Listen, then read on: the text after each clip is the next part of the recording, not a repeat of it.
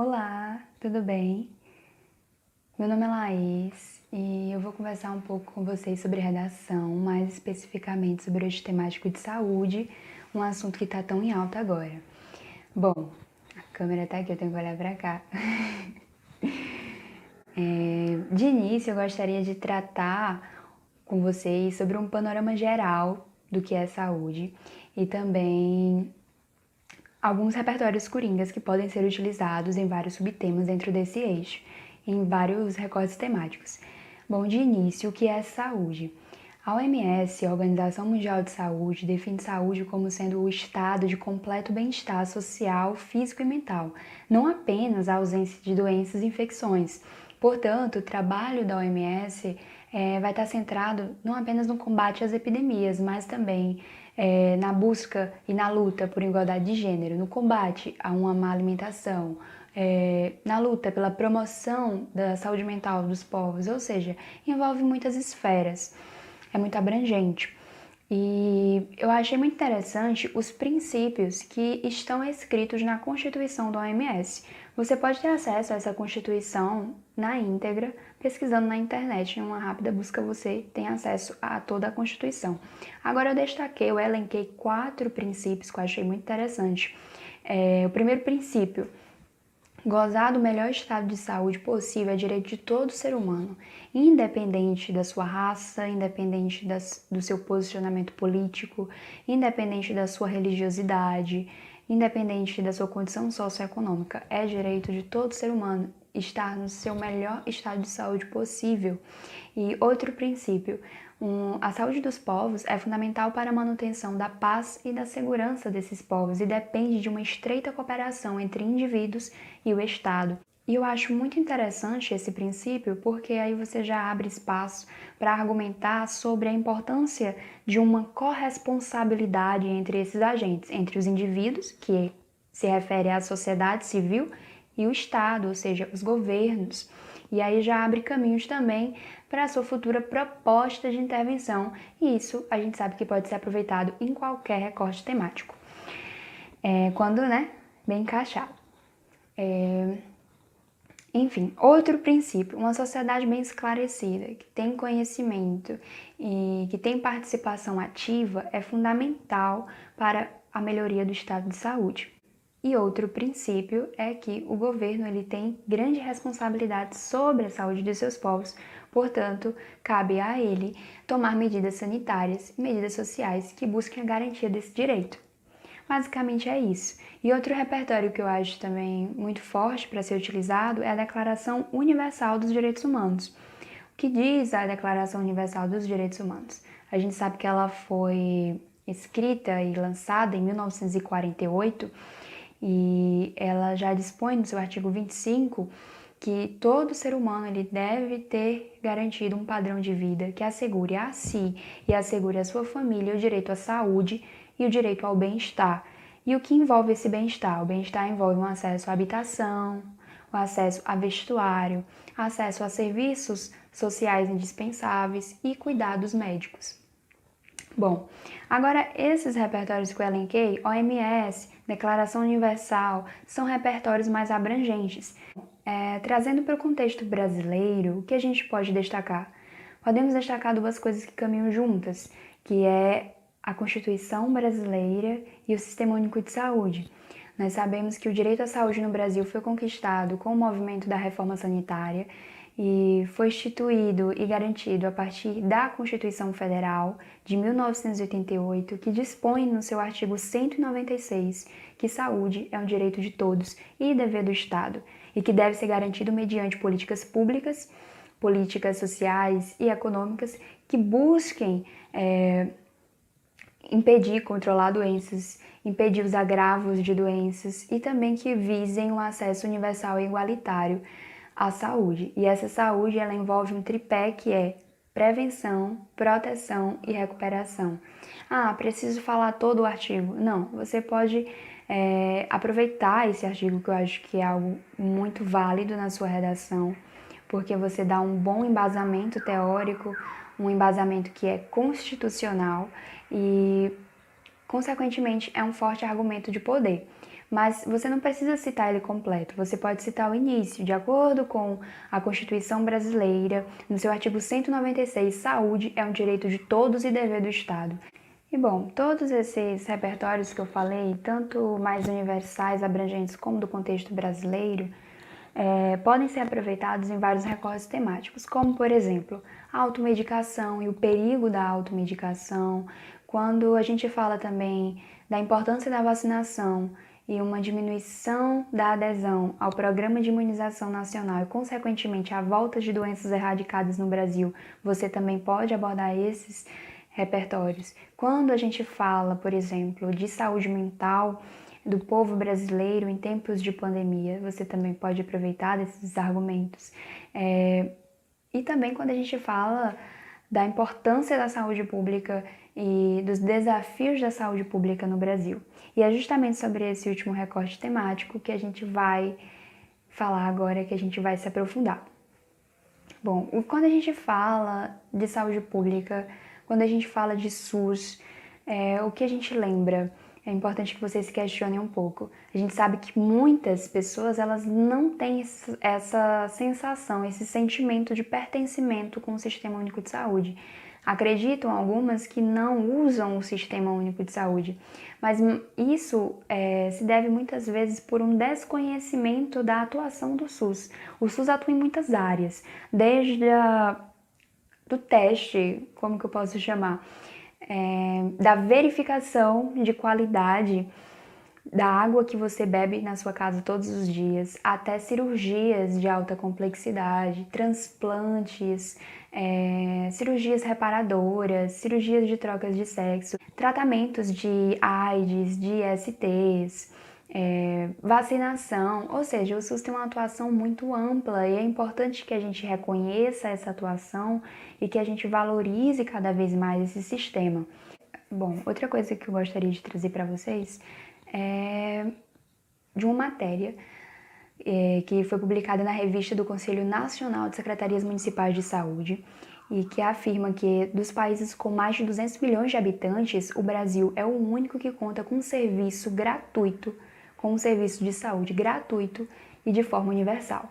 E assim, é muito interessante a gente se dar conta da dimensão e da importância disso no momento atual. E outro ponto que é destacado nessa matéria é que a gestão do SUS ela se dá de forma tripartite, ou seja, depende dos municípios, do estado e do governo.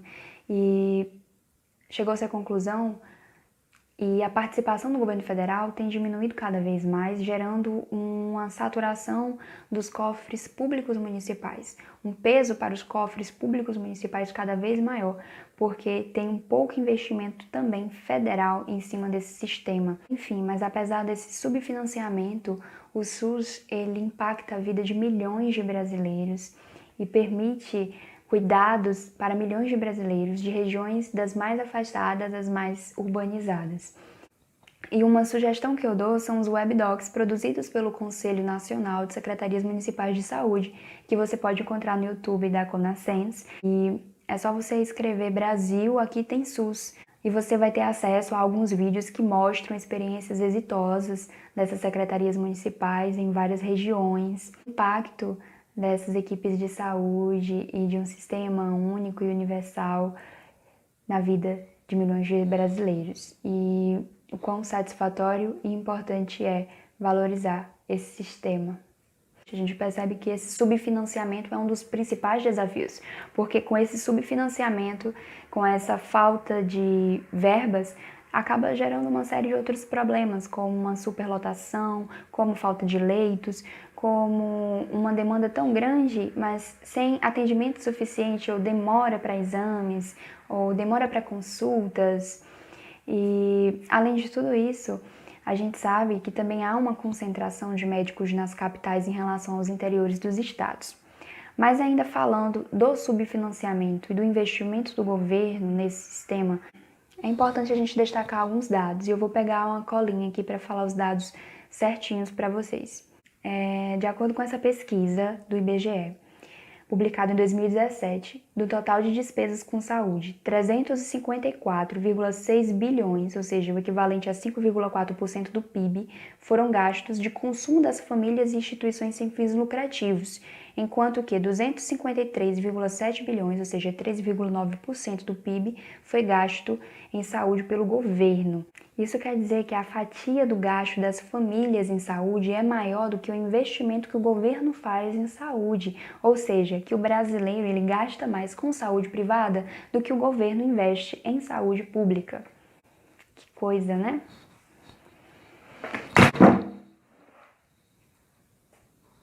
Opa!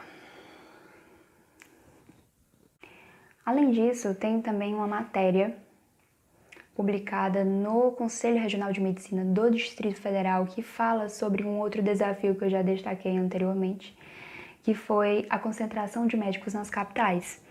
E nessa matéria, vou pegar aqui novamente, afirma que as cidades de maior porte, especialmente as capitais, concentram a maioria dos médicos brasileiros.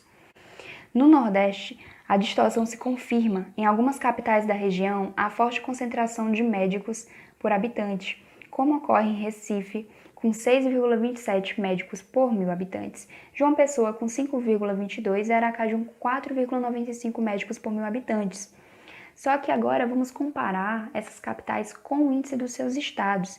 Enquanto Recife está com 6,27 médicos por 1.000 habitantes, Pernambuco está com 1,57 médicos por 1.000 habitantes. Enquanto que João Pessoa está com 5,22, a Paraíba está com 1,38 médicos por 1.000 habitantes, enquanto que Aracaju está com 4,95, Sergipe está com 1,42 médicos por 1.000 habitantes. Percebe a distorção, percebe a desigualdade da distribuição desses médicos? Outro estado que confirma isso é o Maranhão, enquanto que São Luís está com 2,88 médicos por 1.000 habitantes, o Maranhão está com 0,71 médicos por 1.000 habitantes. Então a gente vê uma grande desigualdade dessa distribuição. E aí, o que a gente pode fazer para solucionar isso? Primeiramente, é necessário que haja também incentivos por parte dos governos municipais, estaduais e federais para que esses profissionais possam também se destinar para os interiores, mas também é necessário que haja uma atuação das escolas médicas na formação dos estudantes e desses futuros profissionais da área, para que eles percebam a importância e absorvam essa corresponsabilidade em atuar nos interiores dos estados e garantir a saúde de forma integral a todo ser humano. Outro tema que é muito importante conversarmos a respeito é sobre os desafios da vacinação dos brasileiros e a volta de doenças até então erradicadas no Brasil e no mundo, o que leva a essas doenças e como isso deve ser enfrentado.